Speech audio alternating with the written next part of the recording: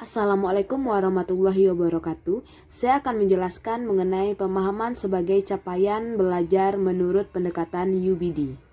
Capaian pembelajaran atau CP merupakan kompetensi pembelajaran yang harus dicapai oleh peserta didik pada setiap fase pembelajaran. Oleh karena itu, guru dapat merancang CP sesuai dengan karakteristik peserta didik pada setiap fase pembelajaran.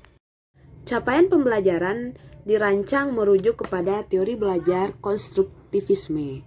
Menurut Wijen and Tiggy pada 2005, memahami dalam pendekatan understanding by design merupakan kemampuan yang dibangun oleh peserta didik melalui proses dan pengalaman belajar yang memberikan kesempatan kepada peserta didik untuk dapat menjelaskan, menginterpretasi, mengaplikasikan informasi, menggunakan berbagai perspektif, dan berempati atas suatu fenomena.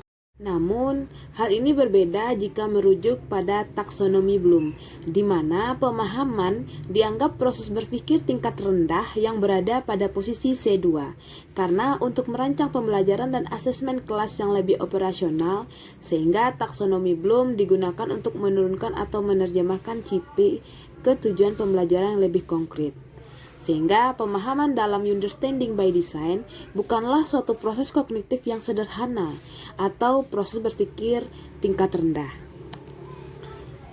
Karena menurut Tiggy and Wijen, pemahaman dalam UBD dapat ditujukan melalui kombinasi dari 6 kemampuan berikut ini, yaitu penjelasan atau explanation, interpretasi, aplikasi, perspektif, empati, dan pengenalan diri atau refleksi.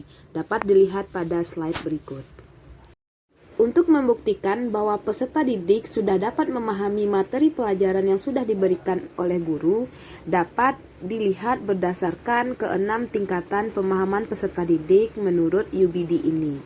Sehingga pemahaman atau understanding adalah proses berpikir tingkat tinggi, bukan hanya sekedar menggunakan informasi saja untuk menjelaskan sesuatu atau menjawab pertanyaan saja oleh peserta didik.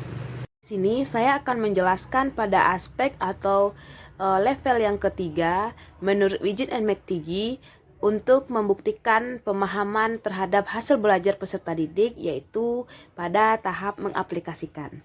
Mengaplikasikan adalah kemampuan untuk menggunakan pengetahuan dengan efektif dalam situasi yang nyata atau dalam situasi yang baru, serta situasi yang bermacam-macam juga, bisa juga pada situasi yang diciptakan atau seperti menyerupai kenyataan yang sebenarnya.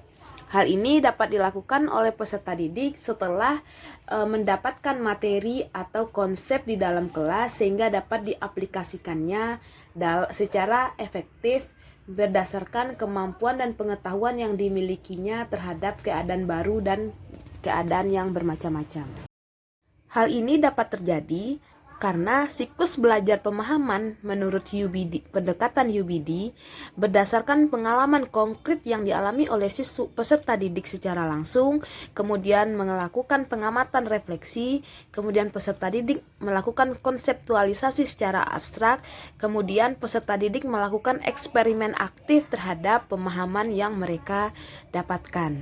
Sehingga dalam pembelajaran sejarah, contoh pemahaman peserta didik dalam pendekatan UBD pada aspek aplikasi yaitu ketika peserta didik mampu menerapkan konsep nasionalisme pada materi yang dipelajari, yaitu materi Sumpah Pemuda dan Jati Diri Keindonesiaan.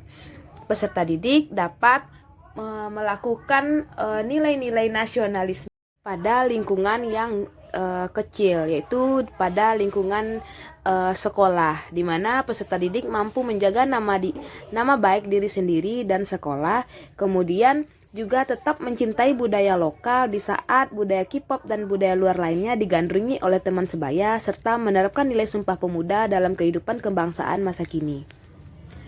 Sekian penjelasan dari saya mengenai pemahaman sebagai capaian belajar UBD sebagai melengkapi tugas mata kuliah perancangan dan pengembangan kurikulum mahasiswa PPG Prajabatan Gelombang 1 Sejarah UNP.